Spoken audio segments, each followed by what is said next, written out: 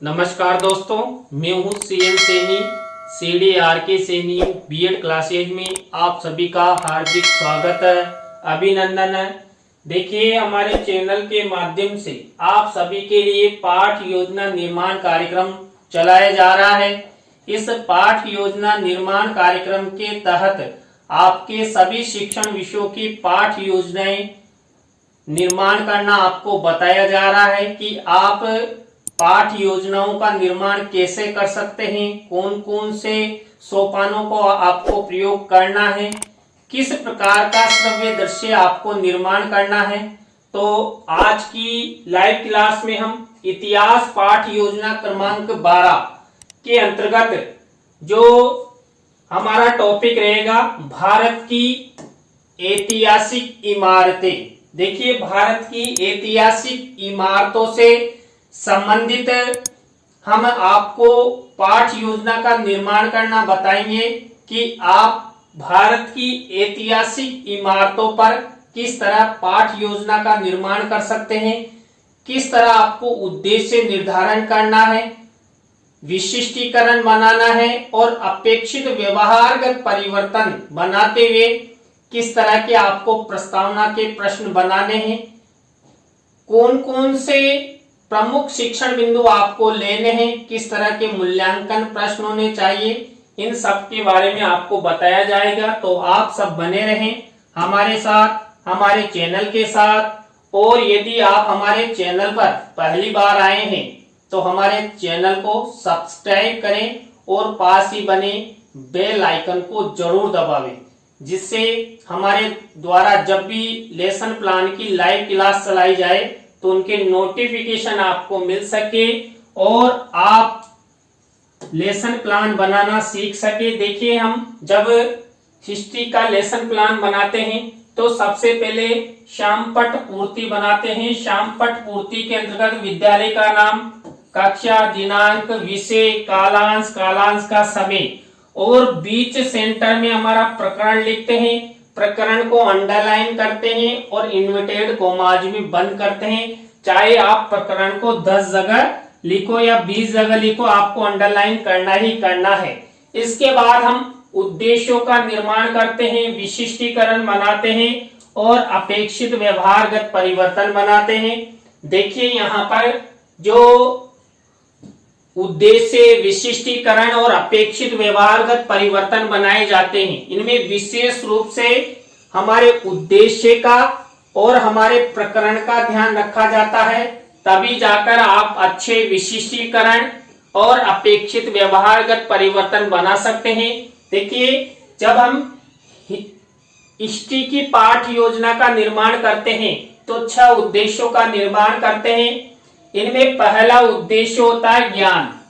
ज्ञान से रिलेटेड ये विशिष्टीकरण, ये अपेक्षित व्यवहारगत परिवर्तन। इसी तरह अवबोध से रिलेटेड ये विशिष्टीकरण और ये अपेक्षित व्यवहारगत परिवर्तन। इसी तरह 3rd नंबर का उद्देश्य होता है ज्ञानोपयोगी। ज्ञानोपयोगी से रिलेटेड ये विशिष्टीकरण बनाए जाते हैं और ये अपेक्षित व्यवहारगत परिवर्तन बनाए जाते हैं। आपको भी इसी फॉर्मेट का, इसी प्रक्रिया का सहारा लेते हुए आपको उद्देश्य, विशिष्टीकरण और अपेक्षित व्यवहारगत परिवर्तन बनाना है। इसी तरह 4th नंबर का उद्देश्य होता है कौशल।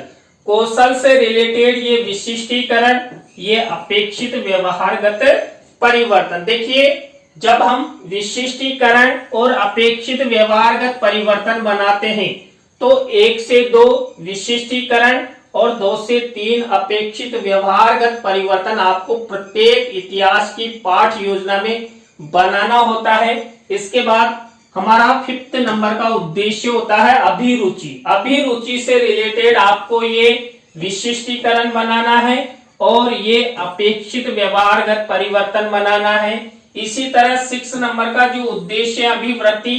अभिवृत्ति से रिलेटेड आपको ये विशिष्टीकरण और ये अपेक्षित व्यवहारगत परिवर्तन बनाना है। तो इस तरह आपको 6 उद्देश्यों का निर्माण करना है, जो आपके लिए, आपकी पाठ योजना के लिए अति महत्वपूर्ण है। इनमें आप विशेष ध्यान रखें, तभी जाकर आप अच्छे उद्देश्य, विशिष्टीकरण और अपेक्षित व्यवहारगत परिवर्तन बना सकते हैं। उद्देश्यों के बाद हम कक्षा शिक्षण सहायक सामग्री का कॉलम बनाते हैं। कक्षा शिक्षण सहायक सामग्री दो प्रकार की होती है, सामान्य और विशिष्ट। देखिए यहाँ पर सामान्य शिक्षण सहायक सामग्री की अपेक्षा जो विशिष्ट शिक्षण सहायक सामग्री होती है वो महत्वपूर्ण होती है, क्योंकि जब हम लेसन प्लान का निर्माण करते हैं तो हमें अपने हाथों से इस विशिष्ट शिक्षण सहायक सामग्री का निर्माण करना होता है। देखिए यहाँ पर हम विशिष्ट शिक्षण सहायक सामग्री के अंतर्गत चार्ट, चित्र, मॉडल, प्रतिकृति आदि का निर्माण कर सकते हैं। तो यहाँ पर देखिए जो हमने भारत की ऐतिहासिक इमारतें ये टॉपिक लिया है, इससे रिलेटेड हम चार्ट का निर्माण कर सकते हैं, चित्र का निर्माण कर सकते हैं और अच्छे मॉडल का भी निर्माण कर सकते हैं। इसके बाद पूर्व ज्ञान का कॉलम बनाया जाता है। देखिए यहाँ पर जो मुख्य प्रकरण होता है इससे संबंधित पूर्व ज्ञान का कॉलम बनाया जाएगा। छात्र भारत की ऐतिहासिक इमारतों जैसे लाल किला, हवा महल और ताजमहल के बारे में सामान्य जानकारी रखते हैं। इसके बाद शिक्षण बिंदु का कॉलम बनाया जाता है, जिसके अंतर्गत हम जो पाठ प्रस्तुतिकरण करते हैं इनमें कौन कौन से शिक्षण बिंदु हमारे मुख्य प्रकरण से रिलेटेड हम लेते हैं वो यहाँ पर लेते हैं। देखिए यहाँ पर भारत की ऐतिहासिक इमारतों से रिलेटेड ही ये तीनों टॉपिक लिए गए हैं। इन पर हम संपूर्ण पाठ योजना का निर्माण करेंगे। तो आपको यहाँ तक की प्रक्रिया अपनानी है। इस तरह आपको सबसे पहले उद्देश्य के बाद विशिष्टीकरण, अपेक्षित व्यवहारगत परिवर्तन, कक्षा शिक्षण सहायक सामग्री, पूर्व ज्ञान और शिक्षण बिंदु तक का प्रक्रिया अपनानी है। इसके बाद हमारी मुख्य पाठ योजना शुरू होती है।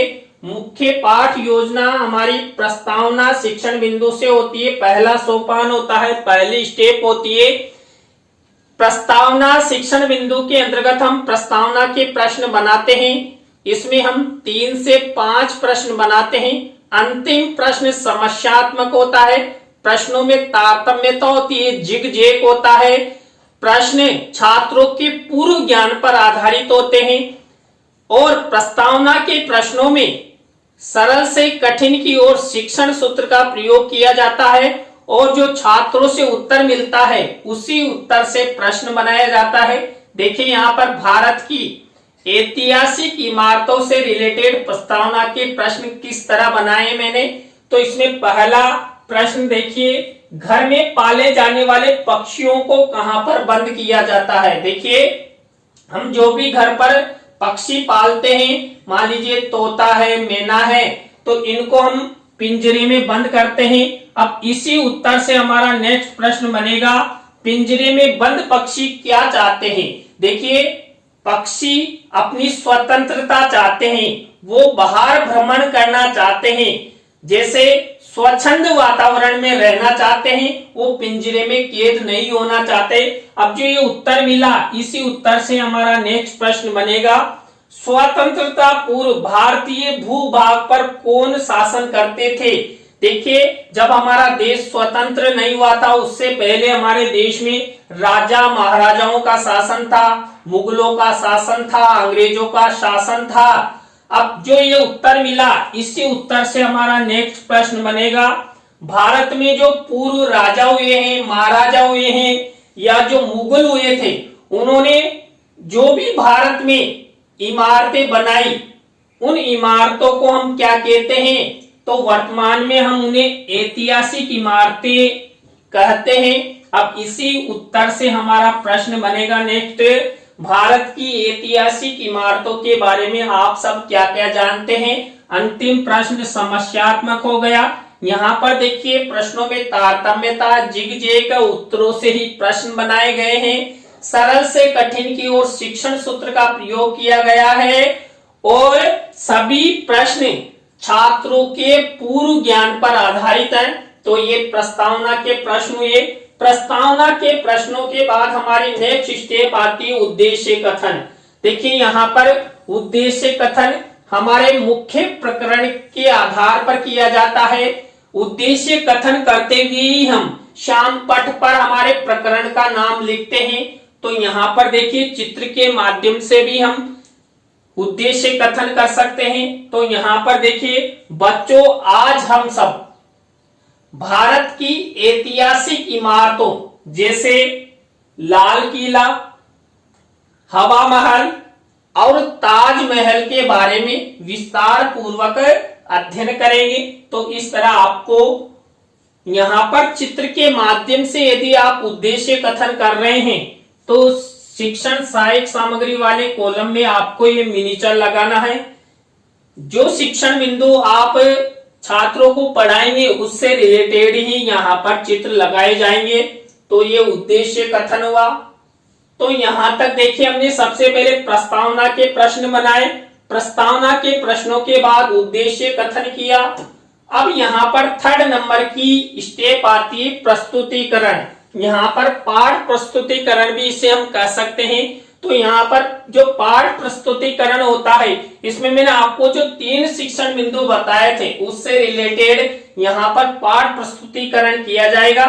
तो हम सबसे पहले पहला शिक्षण बिंदु लेते हैं लाल किला। अब लाल किला से रिलेटेड यहाँ पर विकासात्मक प्रश्न बनाए जाएंगे और ये विकासात्मक उत्तर आपको लिखना है। 3 विकासात्मक प्रश्न बनाए जाते हैं।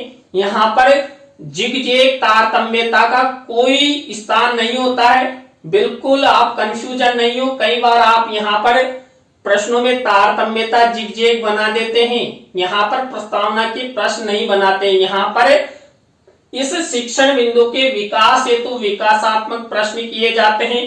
तो ये लाल किले से रिलेटेड विकासात्मक प्रश्न हुए। इसके बाद लाल किले से रिलेटेड ही छात्र अध्यापक छात्र अध्यापिका कथन किया जाएगा। देखिए जो छात्र अध्यापक छात्र अध्यापिका कथन किया है इसी से रिलेटेड जो मुख्य शब्द होते हैं, सेंटेंस होते हैं, उसको श्याम पट कार्य वाले कॉलम ब्लैक शीट के मिनीचर पर यहाँ पर लिखे जाते हैं। देखिए लाल किला से रिलेटेड ये मुख्य शब्द मेरे द्वारा लिखे गए। इन शब्दों को या अंकों को यहाँ पर हम छात्रों को अच्छी तरह समझाएंगे, इसलिए यहाँ पर ये पॉइंट के रूप में लिख दिए हैं। जब इसका प्रस्तुतिकरण किया जाएगा तो हम इन्हें अच्छे से छात्रों को समझा सकते हैं। और लाल किला से रिलेटेड ही शिक्षण सहायक सामग्री में आपको यहाँ पर चित्र मिनीचर के रूप में लगाना है। देखिए मैंने भी ये लाल किले का चित्र लगाया है। तो आपको ये छात्र अध्यापक छात्र अध्यापिका कथन की स्टेप अच्छे से बनानी है, यही महत्वपूर्ण होती है। तो यहाँ पर विकासात्मक प्रश्न और छात्र अध्यापक छात्र अध्यापिका कथन के बाद हमें बोध प्रश्न करते हैं। किससे रिलेटेड? जो विषय वस्तु हमने छात्रों को बताई लाल किला, इससे रिलेटेड हम 3 से 5 बोध प्रश्न लेते हैं। बोध प्रश्न और बोध उत्तर आपको लिखना होता है। तो इस तरह आपको ये बोध प्रश्नों की स्टेप अपनानी है जिससे छात्रों का मूल्यांकन भी हो सके, छात्रों को बोध हो सके कि हमने जो अभी शिक्षण बिंदु पढ़ा है वो हमें याद है कि नहीं है। इसके बाद हमारी दूसरी स्टेप आती यानी दूसरा शिक्षण बिंदु हवा महल जो जयपुर में स्थित है। इस हवा महल से रिलेटेड वही विकासात्मक प्रश्न विकासात्मक उत्तर किए जाएंगे। तो देखिए 3 विकासात्मक प्रश्न उत्तर बनाए हैं। विकासात्मक प्रश्नों के बाद वही हम छात्र अध्यापक छात्र अध्यापिका कथन करेंगे। छात्र अध्यापक छात्र अध्यापिका कथन में वही जो छात्र अध्यापक छात्र अध्यापिका कथन है उससे रिलेटेड श्यामपट कार्य वाले कॉलम में ब्लैक शीट का निर्माण और मुख्य शब्दों को यहाँ पर लिख देते हैं छात्रों को समझाने हेतु। और इसी से रिलेटेड शिक्षण सहायक सामग्री में हम मिनीचर लगाएंगे। यहाँ पर हवा महल का मिनीचर लगाया गया है। तो आपको इस तरह इस प्रक्रिया का सहारा लेना है। छात्र अध्यापक छात्र अध्यापिका कथन के बाद वही बोध प्रश्न किए जाएंगे। 3 से 5 बोध प्रश्न आपको बनाने हैं। ये बोध प्रश्न ये बोध उत्तर है। तो ये हमारे 2 शिक्षण बिंदु कंप्लीट हुए। 2 शिक्षण बिंदुओं में हमने वही विकासात्मक प्रश्न छात्र अध्यापक छात्र अध्यापिका कथन और बोध प्रश्न किए। थर्ड नंबर का हमारा शिक्षण बिंदु है ताजमहल। अब ताजमहल से रिलेटेड ये विकासात्मक प्रश्न और ये विकासात्मक उत्तर बनाए जाएंगे। इन विकासात्मक प्रश्न उत्तरों के बाद वही हम छात्र अध्यापक छात्र अध्यापिका कथन करेंगे। किससे रिलेटेड? ताजमहल से रिलेटेड। तो ये ताजमहल से रिलेटेड छात्र अध्यापक छात्र अध्यापिका कथन हुआ। और वही मुख्य शब्दों को श्याम पट्ट के मिनीचर पर लिखेंगे, ब्लैक शीट पर। ये लिख दिए, सिल्वर कलर का पेन यहाँ पर यूज किया जाता है। और ताजमहल से रिलेटेड ही शिक्षण सहायक सामग्री का प्रयोग किया जाएगा मिनीचर के रूप में। तो ये ताजमहल से रिलेटेड छात्र अध्यापिका संबंधी प्रारूप हुआ। इसके बाद ताजमहल से रिलेटेड ही हम क्या करेंगे? वही बोध प्रश्न बनाएंगे। कितने बनाएंगे? 3 से 5 बनाते हैं। जितनी भी से वस्तु होती है उसके आधार पर हम बोध प्रश्न बना देते हैं। तो यहाँ पर ये 3 शिक्षण बिंदु हमने कंप्लीट कर लिए हैं। तीनों शिक्षण बिंदुओं में हमने सबसे पहले विकासात्मक प्रश्न, छात्र अध्यापिका कथन और बोध प्रश्नों की स्टेप अपनाई। आपको भी इतिहास की पाठ योजना में इसी तरह इसी प्रक्रिया का इसी फॉर्मेट का प्रयोग करना है जिससे आपकी पाठ योजना अच्छे से बन सके। नेक्स्ट स्टेप आती है हमारी पुनरावृत्ति प्रश्नों की। देखिए पुनरावृत्ति प्रश्नों में जो हमने 3 शिक्षण बिंदु लिए थे उन 3 शिक्षण बिंदुओं से रिलेटेड ही यहाँ पर पुनरावृत्ति प्रश्न किए जाते हैं। तो आपको इस तरह ये पुनरावृत्ति प्रश्न बनाना है। पुनरावृत्ति प्रश्नों के बाद हमारी नेक्स्ट स्टेप आती है मूल्यांकन प्रश्नों की। देखिए मूल्यांकन प्रश्नों में मैंने आपको कई बार बताया है, हम 3 तरह के प्रश्न लेते हैं। वस्तुनिष्ठ प्रश्न, रिक्त स्थानों से रिलेटेड, या सत्य असत्य से रिलेटेड, या लघुत्रात्मक अति लघुत्रात्मक से रिलेटेड। और प्रत्येक में 2-2 प्रश्न लेते हैं, कुल मिलाकर 6 प्रश्न लेते हैं।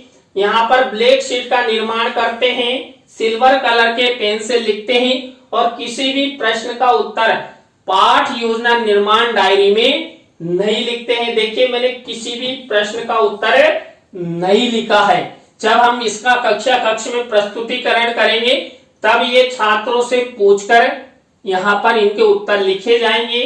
इसके बाद हमारी नेक्स्ट स्टेप आती है गृह कार्य की। देखिए आप सब जानते हैं गृह कार्य के अंतर्गत हम एक निबंधात्मक प्रश्न दे देते हैं, 1 भी दे देते हैं, 2 भी दे देते हैं। तो यहाँ पर देखिए ये श्यामपट्ट कार्य वाले कॉलम पर ये ब्लैक शीट के निर्माण के अंतर्गत सिल्वर कलर के पेन से होमवर्क का क्वेश्चंस लिखा हुआ है। तो देखिए आज की क्लास में हमने इतिहास पाठ योजना क्रमांक 12 के अंतर्गत भारत की ऐतिहासिक इमारतों जैसे लाल किला, हवा महल और ताजमहल पर आधारित पाठ योजना का निर्माण करना आपको बताया। आज की पाठ योजना की लाइव क्लास आपको कैसी लगी कमेंट्स में हमें जरूर बताएं। अच्छी लगी हो तो लाइक करें, कमेंट्स करें और शेयर जरूर करें दोस्तों। और यदि आप चाहते हैं सर द्वारा हमारे टॉपिक पर पाठ योजना बनाई जाए तो आप हमें हमारे इस व्हाट्सएप नंबर पर आप अपना टॉपिक हमें सेंड कर सकते हैं। अंडर 10 डेज में आपका टॉपिक पाठ योजना बनकर हमारे चैनल पर अपलोड हो जाएगा, जहां से आप उसे देख सकते हैं। और आप चाहते हैं कि हमें सर द्वारा लेसन प्लान की पीडीएफ या पीपीटी दी जाए तो पीपीटी या पीडीएफ फ्री नहीं है, इसके लिए आपको भुगतान करना पड़ेगा। उसी के बाद आपको पीडीएफ पीपीटी मिलेगी। चैनल पर अपलोड वीडियो आप सबके लिए फ्री है। तो नई पाठ योजना की क्लास के साथ हम आपसे फिर मिलेंगे CDRK सैनी बीएड क्लासेज में। जय हिंद, जय भारत, राम राम साहब।